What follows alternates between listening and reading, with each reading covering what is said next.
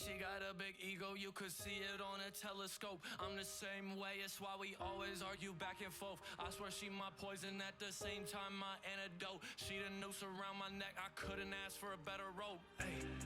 You like a time bomb, take it away. 30 seconds till you blow up, right in my face. I can't find one good reason to stay. So why do I hate when you're walking away? You got me paralyzed.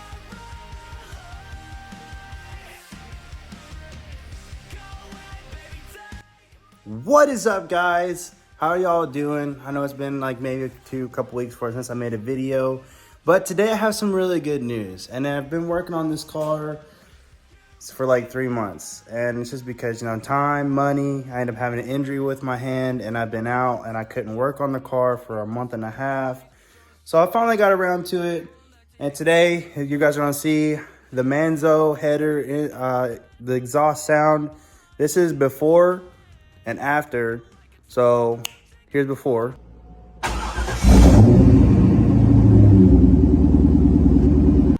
And here's after. Again.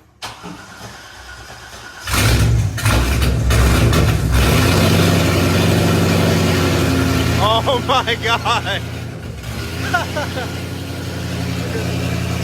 To clarify, for those who don't know much about MANZO, down here where the dipstick is supposed to go, there's a little nipple right here.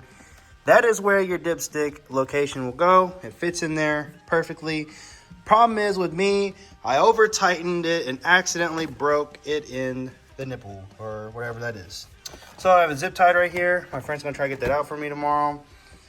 Overall, I do think I had more problems because I did wrap the headers getting them in. I actually had to undo the motor mounts, lift up the motor, and that's how I was able to get the passenger side in. The driver's side went in easier.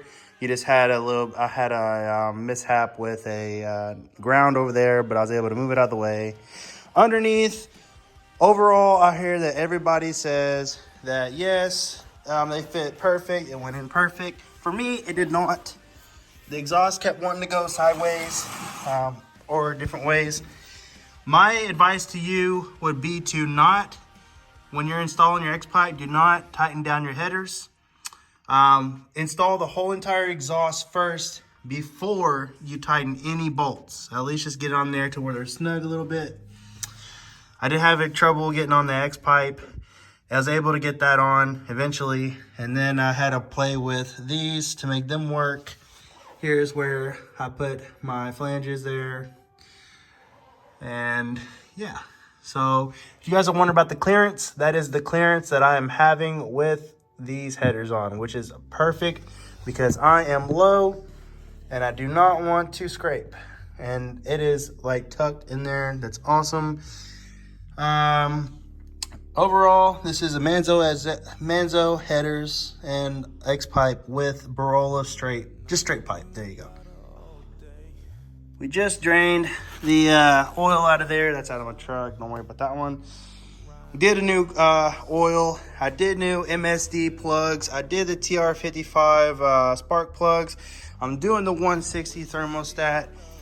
We're gonna be doing my coolant tomorrow. I have a tune on Tuesday, so today is Sunday. Technically, it's 3 o'clock in the morning.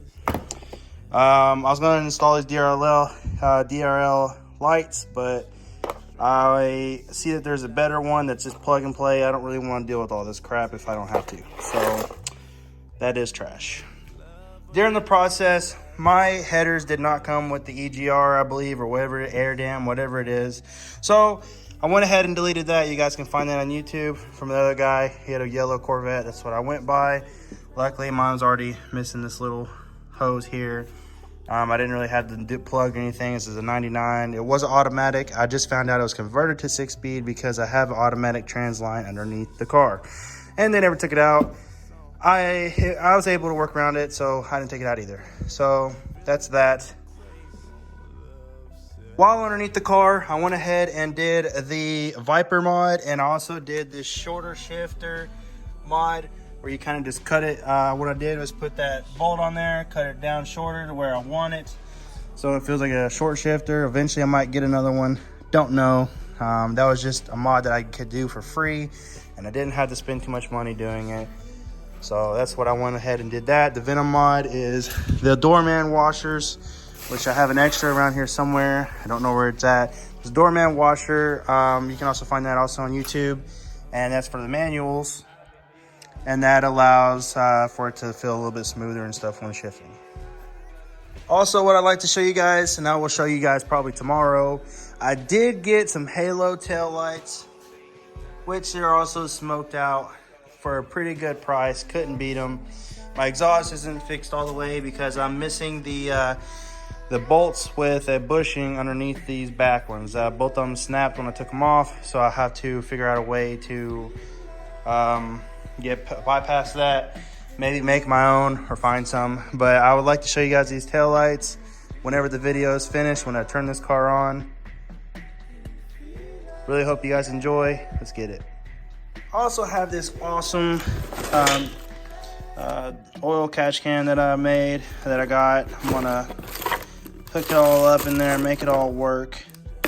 So I got a ton of stuff laying around. I finally got around to finally cleaning the garage, but now it's all a mess again because I've started working on this bad boy. Well, guys, that is it for this video. I hope you guys have a great day.